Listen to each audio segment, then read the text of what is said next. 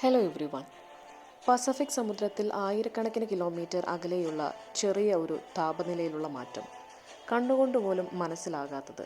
പക്ഷേ അതിൻ്റെ പ്രഭാവം ഇന്ത്യയിലെ മഴ, നമ്മുടെ കൃഷി, നമ്മുടെ സമ്പദ് വ്യവസ്ഥ, അതുമാത്രമല്ല ലക്ഷക്കണക്കിന് ജനങ്ങളുടെ ജീവിതം വരെ ഇത് താറുമാറാക്കും. അതാണ് ലാനിന്യ.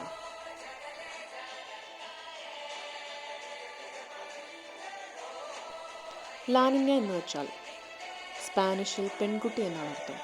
എന്നാൽ ഈ പെൺകുട്ടി അത്ര ചില്ലറക്കാരിയല്ല, ഭീകരശക്തിയുള്ളതാണ്. പസഫിക് സമുദ്രജലം സാധാരണയേക്കാൾ കൂടുതൽ തണുപ്പ് പ്രാപിക്കുമ്പോൾ അതിൻ്റെ പ്രതികരണം ഇന്ത്യയിലേക്ക് വരുന്നു. മൺസൂൺ ശക്തമാകുന്നു, കാലാവസ്ഥ മാറി മറഞ്ഞു പോകുന്നു. അധികമായ മഴ, തെക്കു പടിഞ്ഞാറൻ മൺസൂൺ കൂടുതൽ ശക്തമാകും. കർഷകർക്ക് നല്ല വിളവുണ്ടാക്കാമെന്ന് തോന്നും. പക്ഷേ അമിതമായ മഴ വെള്ളപ്പൊക്കവും ഭൂചലനവും നാശവും കൊണ്ടുവരും. കൂടാതെ ചുഴലിക്കാറ്റുകൾ, ബംഗാൾ ഉൾക്കടലിൽ ശക്തമായ ചുഴലിക്കാറ്റുകൾ രൂപപ്പെടും. തീരപ്രദേശത്തേക്ക് നേരെ കൊടുംപിടുത്തം. കൃഷിയുടെ ഭാവിയാണെങ്കിൽ ചില വിളകൾ അരി, കരിമ്പ്, പഞ്ചസാര ഇവയെല്ലാം മികച്ച വിളവ് നൽകും. എന്നാൽ അമിതമായ മഴ ഒറ്റയടിക്ക് മുഴുവൻ വയലുകളും നഷ്ടപ്പെടുത്തും.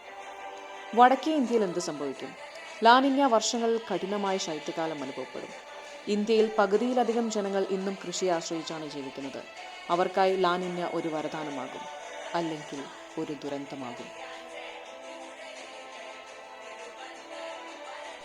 വിളവിൻ്റെ ആഘോഷം ചിലർക്ക് കൊണ്ടുവരുമ്പോൾ മറ്റു വശത്ത് വീടുകൾ നഷ്ടപ്പെടുന്ന കുടുംബങ്ങളും വെള്ളത്തിൽ മുങ്ങുന്ന ഗ്രാമങ്ങളും ആശകൾ നഷ്ടപ്പെടുന്ന കർഷകരുമാണ്.